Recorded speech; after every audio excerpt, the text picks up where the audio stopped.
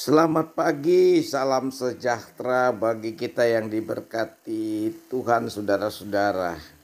Puji syukur kita persembahkan kepada Tuhan yang mempunyai kehidupan ini. Kita akan merenungkan firman Tuhan, namun sebelumnya mari kita berdoa. Ya Roh Kudus, kami bersyukur atas segala rahmat-Mu pagi ini.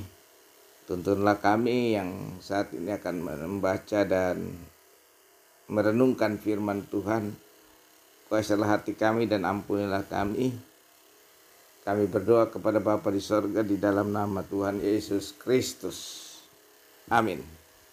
Saudara-saudara, bacaan kita 1 Timotius pasal 1 ayat 1 sampai 11. 1 Timotius pasal 1 ayat 1 sampai 11. Firman Tuhan datang kepada kita hari ini dari Paulus, Rasul Kristus Yesus menurut perintah Allah, Juru Selamat kita, dan Kristus Yesus dasar pengharapan kita. Kepada Timotius, anakku yang sah di dalam iman, kasih karunia, rahmat dan damai sejahtera dari Allah Bapa dan dari Kristus Yesus, Tuhan kita, menyertai engkau. Ketika aku hendak meneruskan perjalananku ke wilayah Makedonia, aku telah mendesak engkau supaya engkau tinggal di Efesus dan menasihatkan orang-orang tertentu agar mereka jangan mengajarkan ajaran lain, ataupun si pemabuk, ataupun sibuk dengan dongeng-dongeng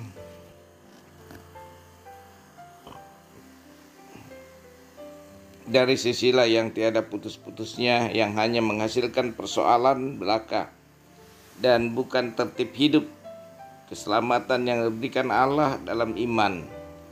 Tujuan nasihat itu ialah kasih yang timbul dari hati yang suci, hati nurani yang murni, dan iman yang tulus ikhlas. Tetapi ada orang yang tidak sampai pada tujuan itu dan yang sesat dalam omongan yang sia-sia. Mereka itu hendak menjadi pengajar hukum Taurat tanpa mengerti perkataan mereka sendiri dan pokok-pokok yang secara mutlak mereka kemukakan.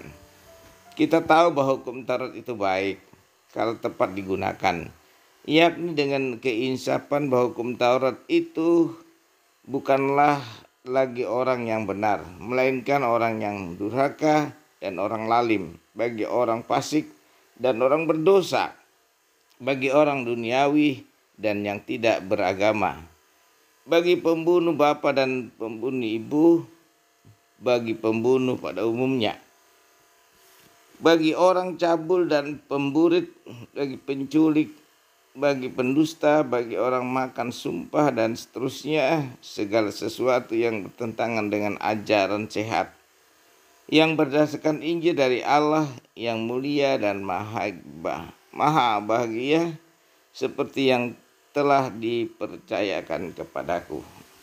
Amin. Terpujilah Kristus. Tuhan berkenan kepada kita, saudara-saudara, firman Tuhan yang kita dengar.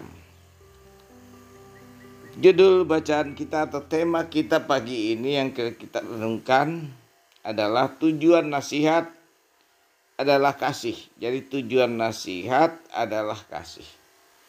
Saudara-saudara yang kekasih di dalam Tuhan, sebagai orang berdosa, sebagai manusia yang punya kelemahan, sebagai manusia yang punya keterbatasan, maka perlu kita membutuhkan nasihat.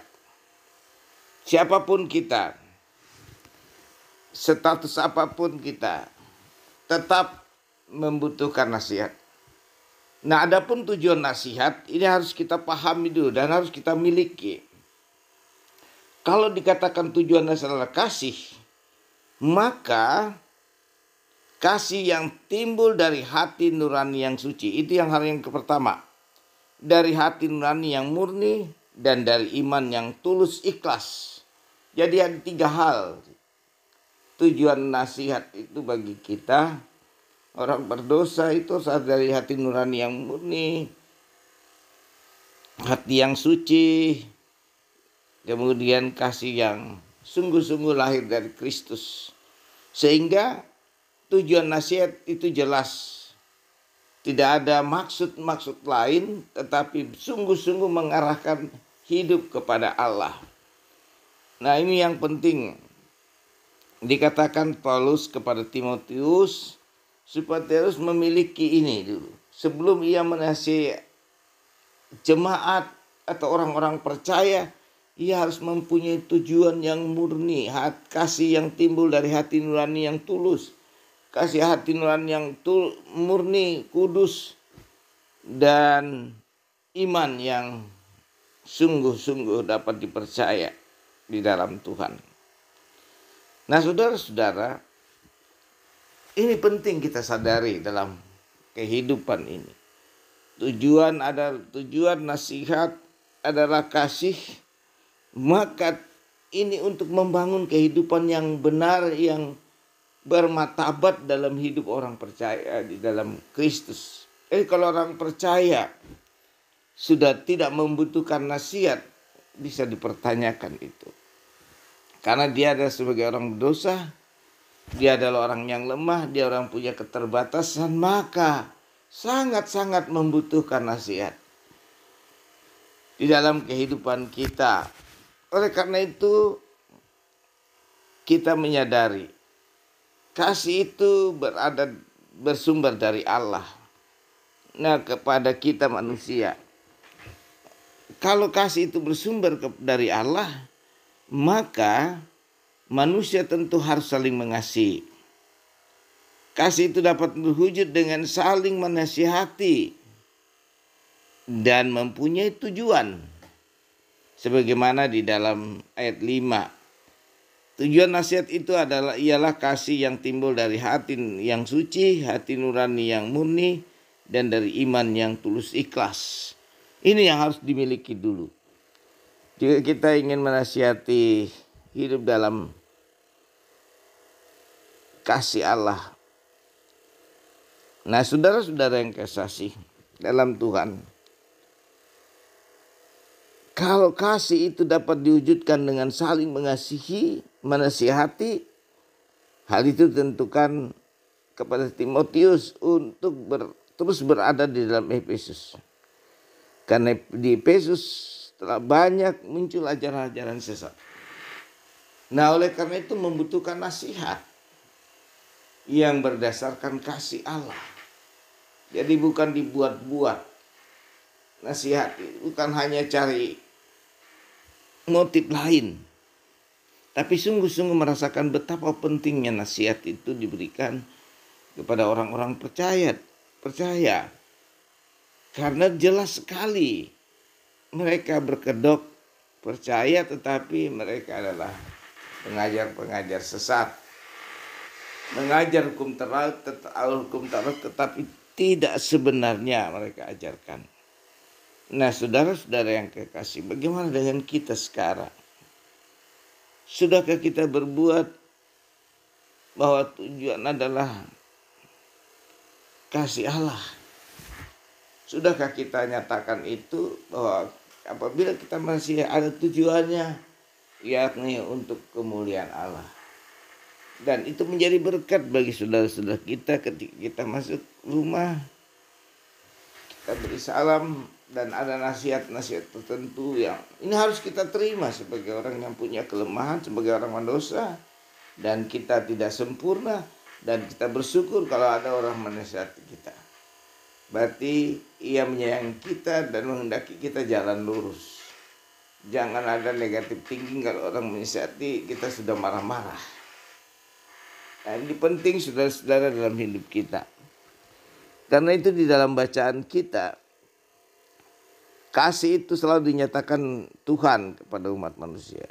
Untuk itu sebagai orang yang dikasihi, manusia tentu harus saling mengasihi. Kasih dapat diwujud dalam saling menasihati. Hal itu ditekankan oleh Paulus untuk terus berada dalam Efesus bagi saudara-saudara dalam pelayanan. Nah, ini penting bagi kita, saudara. Ayat yang ke-7 dari bacaan kita, mereka hendak menjadi pengajar hukum Taurat tanpa mengerti perkataan mereka sendiri dan pokok-pokok yang secara mutlak mereka kemukakan. Nah, ini perlu dinasihati kondisi seperti ini. Membutuhkan firman Allah, menurut penguatan agar kita tidak sesat dengan kehidupan atau pengajaran yang muncul di dalam tengah-tengah kita masyarakat atau bergaul dengan masyarakat untuk ajaran-ajaran yang tidak berkenan. Oleh karena itu sudah kita penting di dalam firman Tuhan tadi 1 Timotius pasal 1 ayat 4, pertama-tama yang kita harus lihat tentang kasih karunia Allah dan rahmat Allah dan damai sejahtera Allah Bapa dan Kristus Yesus. Ini yang harus kita pahami dulu dalam hidup kita. Sebab apa yang ada pada kita mempunyai tujuan di dalam Kristus, yaitu menyampaikan kabar baik bagi semua orang, mempertegas iman dan kasih karunia Allah dan rahmat Allah dan damai sejahtera dari Allah. Itu sungguh-sungguh kita rasakan. Karena itu saudara-saudara kekasih Tuhan di mana saja berada, mari kita mempunyai tujuan nasihat yang kita sampaikan, atau mari kita punya tujuan nasihat yang adalah kasih yang timbul dari hati nurani yang suci, hati nurani yang murni, hati yang memuja dan memuliakan Allah. Amin. Mari kita berdoa. Segala puji syukur ya Tuhan kami angkat kepadamu karena kesempatan untuk mendengar firman Tuhan dan merenungkan, yaitu tujuan nasihat adalah kasih dari Allah. Kiranya Tuhan menolong kami dengan kuasa Roh Kudus dan kami dapat memberitakan firman Allah setiap saat, kapan dan dimanapun. Sehingga ada nasihat dalam kami menyampaikan, ada juga pengharapan, ada juga kasih di dalam. Karena sudah jangan lalaikan kita beribadah di pasar, di jalan, di mana saja.